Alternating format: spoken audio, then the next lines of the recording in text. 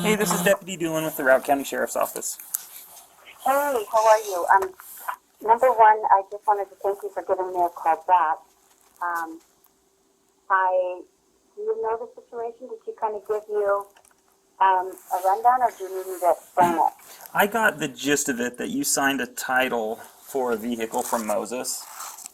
Mm-hmm. And I'm just, and you were concerned about liability.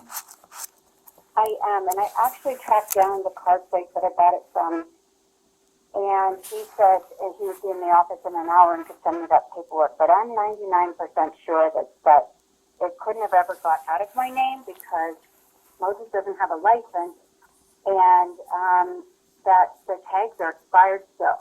Now, this guy did say he was in Denver yesterday, and so I had tried to drive out to Whitewood today. I have the address of where the car will probably be today, but you know, he's lied to me about a lot of other things and taking money and not done what he was supposed to do. And I just started panicking because I thought, why is it not registered? And why is he driving with expired tags?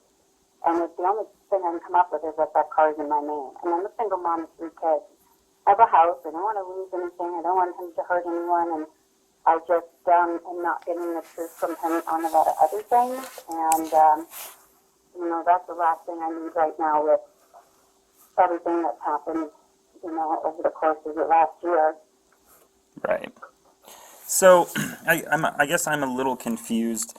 The vehicle in question, this Volvo, But did he have the title and asked you to take the title from him? no, so when we were at the car dealership place, he didn't have enough money. So I put like 3,500 down, and he was able to drive off with the car. And of course, I signed all the paperwork. But he said that when he made the final payment to this guy, that he put it in his name. Well, I have a really hard time believing that when I didn't sign something to let that happen. Right, right. And and so Moses does have all the paperwork, and you know, I'll know here in a half an hour if that car is in my name or not. But I certainly do not want him driving it uninsured. And I even have a text message because when I'm back, I called him and I said, "Listen, do I need to call and put this on my insurance?" And he said, "No, I already did that." But and then I texted him like, "Oh, maybe I don't know. I have it on the text. I can't remember the date." But I said, "Does that car have insurance?" And he said, "Yes." And so, but I don't believe that. And I know he just hasn't registered it because he doesn't have a license. I don't think. I mean, that's why that was the whole reason he couldn't drive off with the car and sign the paperwork in his name. Okay. And so we've had a falling out. He's kind of he stole money from me and didn't do what he was supposed to do. And now he's kind of threatening me, like blackmailing me. Like I recorded all of our conversations, and you know, I'm like, whatever. I'm not scared. You can record whatever. But he, I don't want to talk to him anymore. I don't want to deal with that. But if he is driving, and this is why my mom thought I could get the police involved, is because it is illegal that he's driving with temporary tags, and you know, yeah, and no license. But I don't think he has insurance, and I will never get the truth from him. And my mother tried to call him, and I asked my mom just to stay out of it, but you know, I don't want anyone getting hurt. He does drive really fast, and I want nothing to do with him anymore. You know, kind of been the 3 strikes for me. He's out. I gotcha. So, you said you guys kind of had a falling out? Well, yeah, he's been taking money from me and not doing the stuff that he's supposed to do. So I just got invoices for a website that he was supposed to do, and then I paid him to go do some negotiations with a client, and he never went. So that was $600, and you know, he's threatening me that he has my computer back. You know, he's just not being a good person right now, and I don't want anything else to do with it. So Yeah.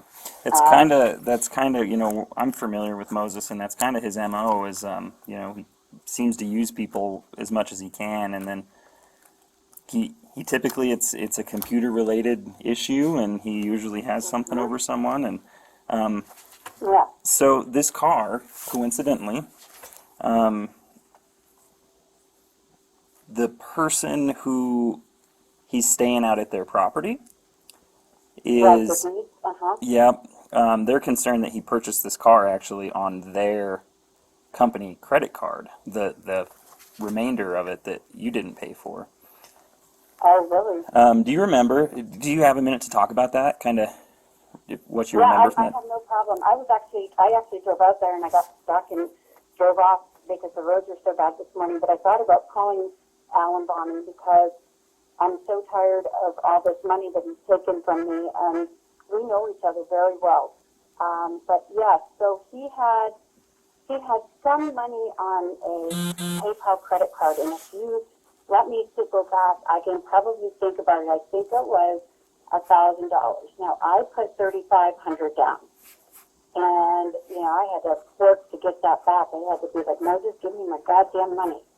And it became like, oh, as soon as I get back, I'm going to get a check from Al. But I don't know how he pays that remainder, but I can find out today when I speak to this man. Yeah, that would be really helpful.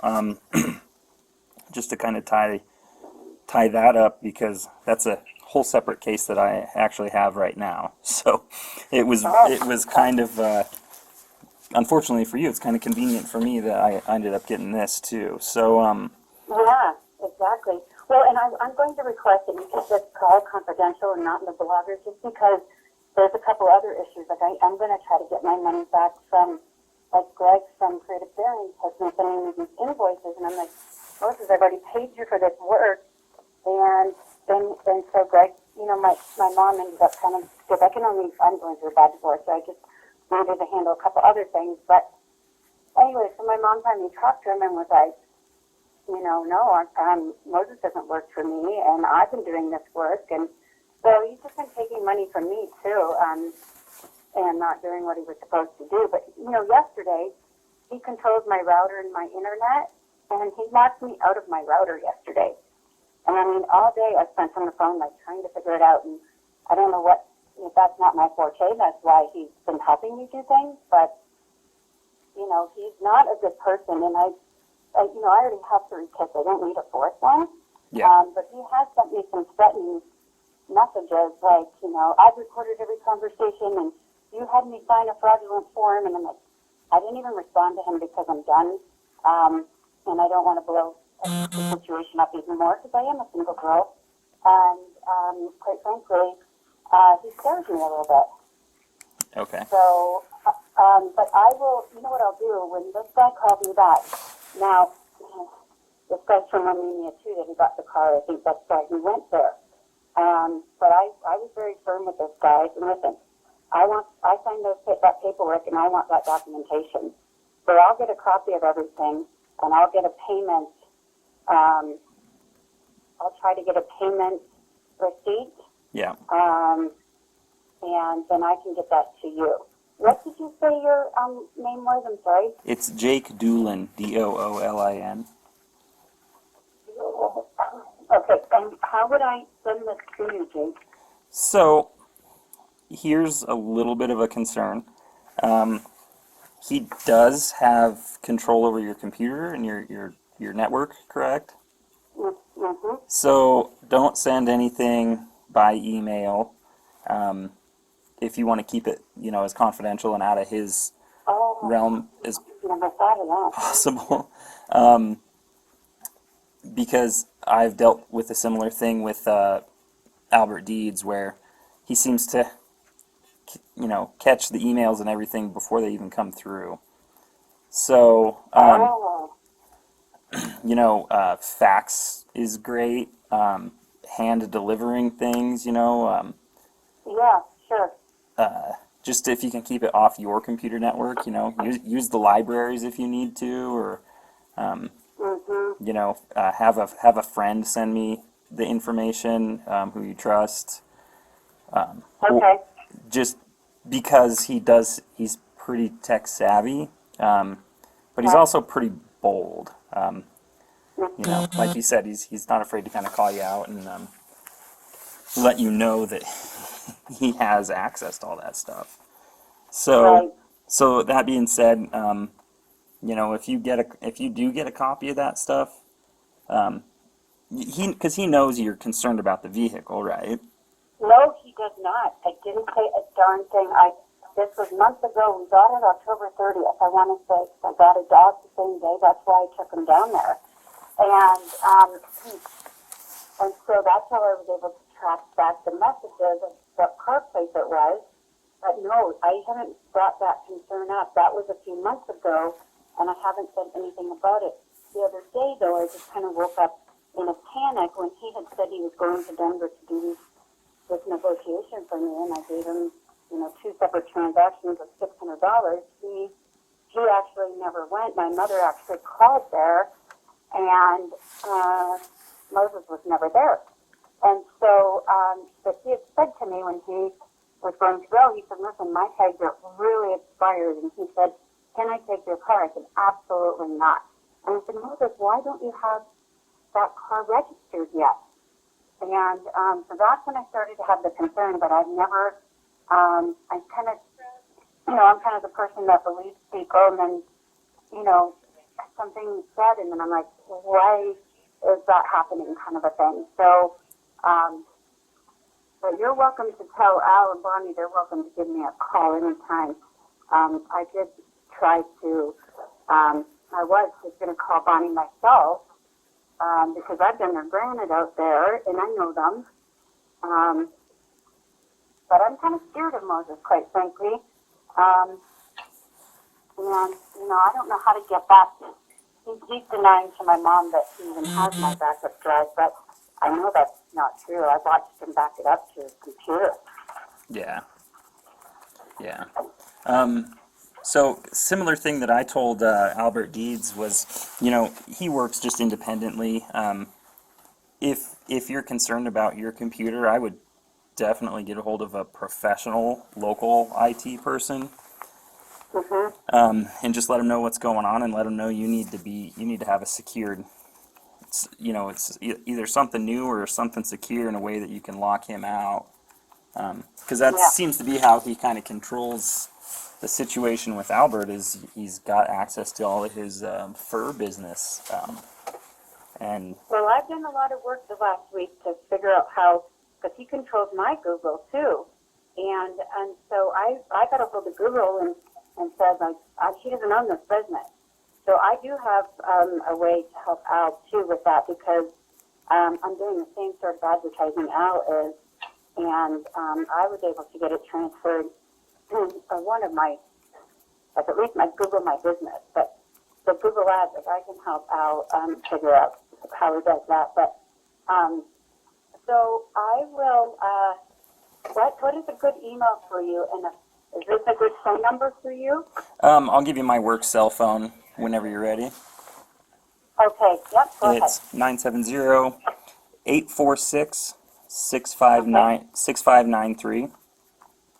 Okay. And my email's kind of long, but I'll give you that one too. Okay. It's JDOOLIN@co.route, like the county, .co.us. Okay. So it's JDOOLIN@co.route.co.us. Yes, ma'am. Okay. So, like I said, if you're going to get emails from this car dealership in Denver, you might get a hold of a friend or somebody. I don't know if someone not on your network, and Yes, I can have my mom do it. Yep. yeah, and have them send it there, and then it can come to me, and that way, it kind of bypasses his little reach. Yeah. Do you, I mean, because obviously he could get a charge for driving that, and how do you see this movie playing out? What was that again? I mean, how do you see this playing out if, like, are we thinking maybe we could pull him over and give him a ticket and figure that, or, As far as just getting the vehicle away from him? mm-hmm, So a couple things, you know, if he does get pulled over and he doesn't have insurance, we have every right to tow that vehicle. You can't drive on the public roads in Colorado with no insurance. okay, And then to get the vehicle out of impound, he has to show up with a valid driver's license and insurance and registration. So there's a little bit of Gotcha. a hang up there where if we do catch him out cruising, you know,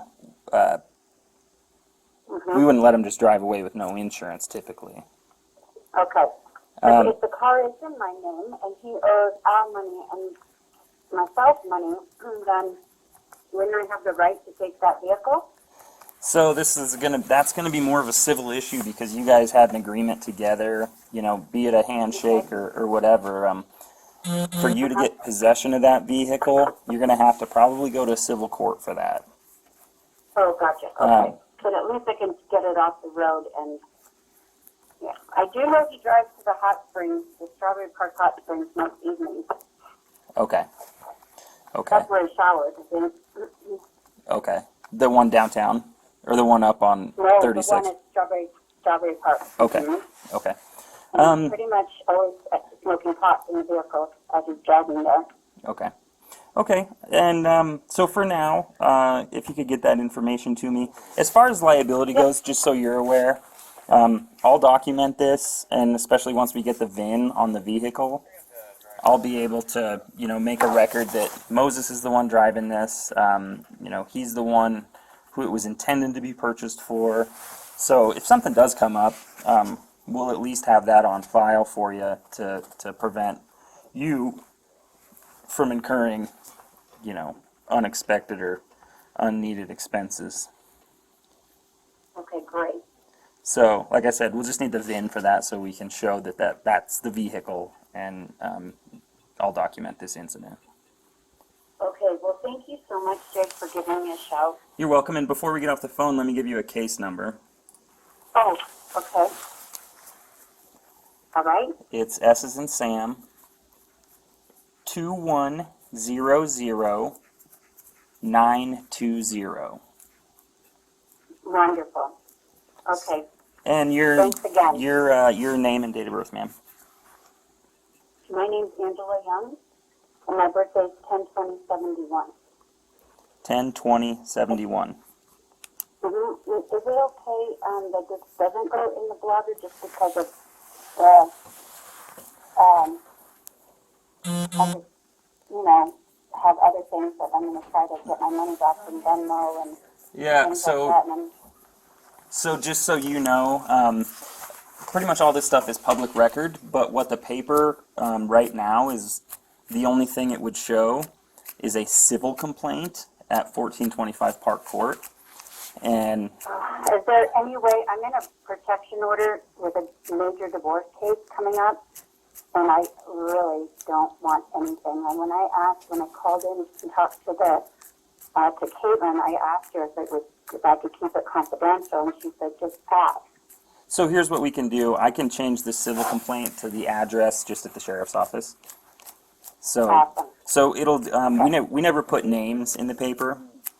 So Right. even if if the paper calls tomorrow and wants to know what happened, it'll just be a civil complaint at the sheriff's office, and they probably won't want to know Okay, anything cool. about that. So, Okay, cool, because my ex is like just trying to get any stupid thing he can, so that would be great. okay. All right. I look forward to getting an email or hearing from you a little later, and Yeah. I'll Thanks, Jake. get a hold of Albert and see if we can't move forward with this a little bit. That sounds wonderful. I'll Okay. talk to you soon. Bye. Okay.